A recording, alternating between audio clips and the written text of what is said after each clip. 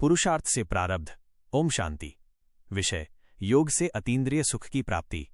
सचमुच योग ही हमें अतीन्द्रिय सुखों का अनुभव कराने वाला है। योग ही हमें बाबा के समीप ले जाकर फरिश्ता बनाने वाला है। आज भगवानुवाच याद रखेंगे कि जो बच्चे 8 घंटे मुझे रोज याद करते हैं वे ही मेरे सबसे अधिक सहयोगी हैं, क्योंकि वे संसार में पवित्रता, सुख, शांति और शक्तियों के वाइब्रेशंस फैलाते हैं।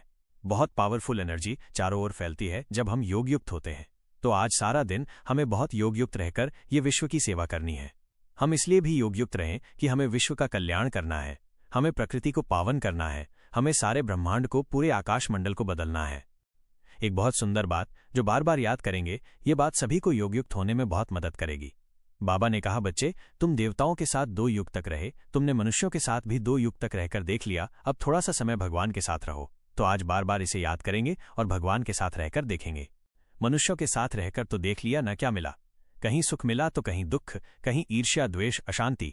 देवताओं के साथ भी हम रहे, सुख का काल था। अब भगवान के साथ हमें रहना है, जो हमारा परम पिता है, जो हमारा खुदा दोस्त है।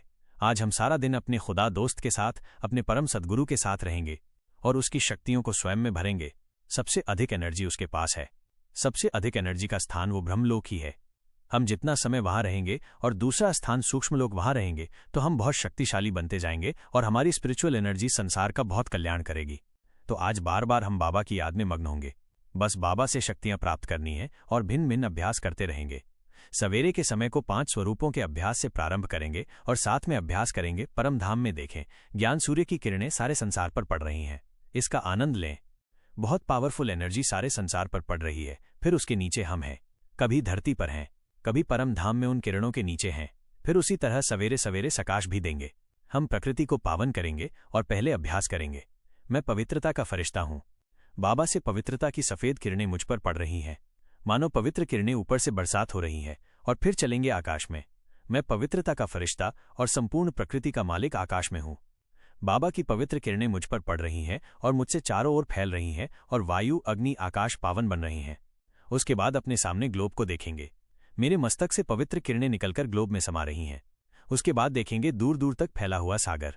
मेरी आंखों से पवित्र किरणें निकलकर जल में समा रही हैं। और फिर देखेंगे मेरे सामने 9 ग्रह खड़े हैं देव स्वरूप में। एक एक को दृष्टि देंगे। इस तरह प्रकृति को सकाश देंगे तो प्रकृति जन्म जन्म हमारी सेवा करती रहेगी। कभी भी हमें कोई अप्राप्त वस्तु नहीं रहेगी। फिर मुरली सुनेंगे, आत्म अभिमानी होते होते मुरली सुनते हुए अभ्यास करेंगे। ऊपर से बाबा के वाइब्रेशंस मुझ पर पड़ रहे हैं। कभी अभ्यास करेंगे, मैं फरिश्ता बैठकर मुरली सुन रहा हूं और मेरे अंग अंग से वाइब्रेशंस फैल रहे हैं।